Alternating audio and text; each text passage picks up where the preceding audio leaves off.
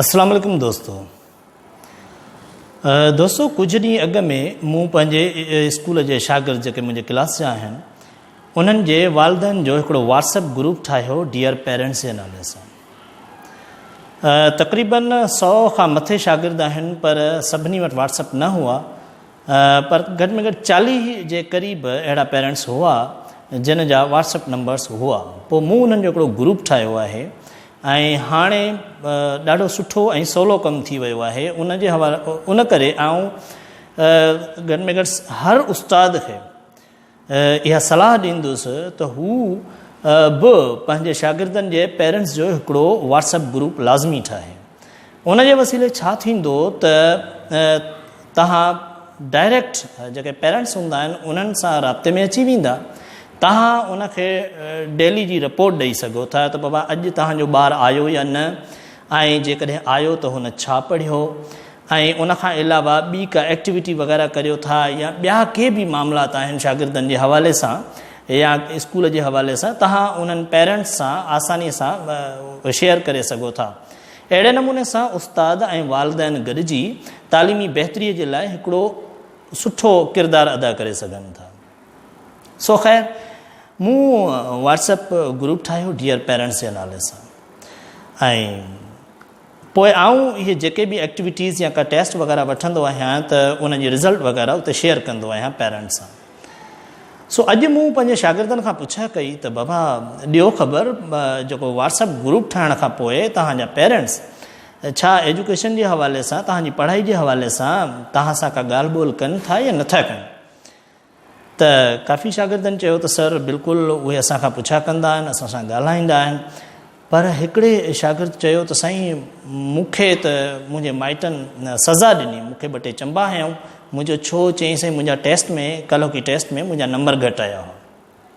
त मूंखे ॾाढो अफ़सोस थियो। सो जेके पेरेंट्स स्पेशली हिन वीडियो वसीले ऐं पंहिंजो पैगाम ॾियणु थो चाहियां त उहो पेरेंट जंहिं मुंहिंजे शागिर्द खे पनिश कयो, उनखे घटि नंबर अचण जे करे सज़ा ॾिनी यानी ग़लतियुनि जे करे, त मुंहिंजो सुवाल इहो आहे त इहो साॻियो ई ॿारु जॾहिं पैदा थियो हो ऐं साल खनि खां पोइ जॾहिं हू हलणु लॻो हो त पहिरीं विख खां पोइ ज़ाहिर आहे त हुन कई धक खाधा हूंदा ऐं पोइ हू हलणु सिखियो हूंदो। उन हलणु सिखण जे दौरान हुन केतिरा ई धक खाधा हूंदा। पोइ छा तव्हां अरहा थिया छा उन जे धकनि खाइण ते? या ईअं बि थींदो आहे त असांजा ॿार जॾहिं ॻाल्हाइणु सिखंदा आहिनि त हू ॿाती ॿोली में जेके लफ़्ज़ आहिनि से दुरुस्त कोन उचारींदा आहिनि। जीअं काफ़ी ॿार जेके पाणीअ खे पाणी चवंदा आहिनि या मुमकिन आहे त कार खे काल चवंदा आहिनि, त छा तव्हांखे उते कावड़ ईंदी आहे? मुंहिंजे ख़्याल में हरगिज़ बि न। असां त एतिरा उन्हनि ग़लतियुनि ते बि ख़ुशि थींदा आहियूं जो ॿार जॾहिं ॿाती ॿोलीअ में पाणी खे पाणी चवंदा आहिनि त असां उन्हनि खे इहा हिदायत कोन ॾींदा आहियूं त बाबा सही लफ़्ज़ पाणी आहे, उनजे करे पाणी न चओ, तव्हां ग़लति था चओ।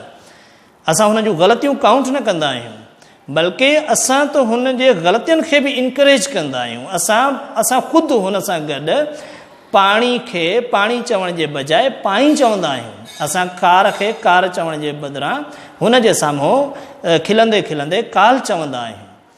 त इहो ई आहे तालीमी तरीक़ेकार बि। जॾहिं ॿारु सिखे थो त उन जे लाइ असांखे केतिरनि ई ग़लतियुनि जी गुंजाइश रखणी पवंदी पाण वटि ऐं हुनखे इनकरेज करणो पवंदो।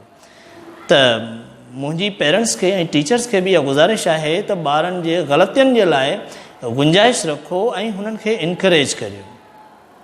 ऐं आख़िरी ॻाल्हि ही त हिकिड़ी टीचर्स ट्रेनिंग जे दौरान जॾहिं उस्ताद साहिबान सां कचहरी हली थिए त ॻाल्हि पनिशमेंट ते आई त जाम सारा उस्ताद अहिड़ा हुआ, हुननि चयो त सर पनिशमेंट ॾियणु घुरिजे ऐं मूं पे चयो हर त न ॾियणु घुरिजे। ऐं उन दौरान मूं कई दलील बि ॾिना पे, पर उस्तादनि वरी बि चयो पिए त साईं असांजो समाज अञा उन लेवल ते कोन्हे, असांजा ॿार असांजा पेरेंट्स असांजो माहौल अञा उन लेवल जो न आहे, सो मजबूरन बि पनिश करणो थो पवे। ख़ैर जॾहिं जाम ॻाल्हियुनि जे बावजूद बि हिक ॿिए सां मुतफ़िक़ न थी सघिया थी त पोइ मूं उन्हनि खे इहो चयो त बाबा सज़ा ठीकु आहे, ॾियणु घुरिजे पनिशमेंट, पर शर्त उहो आहे त शागिर्द खां वधीक उस्ताद जा हथ ॾुखणु घुरिजनि।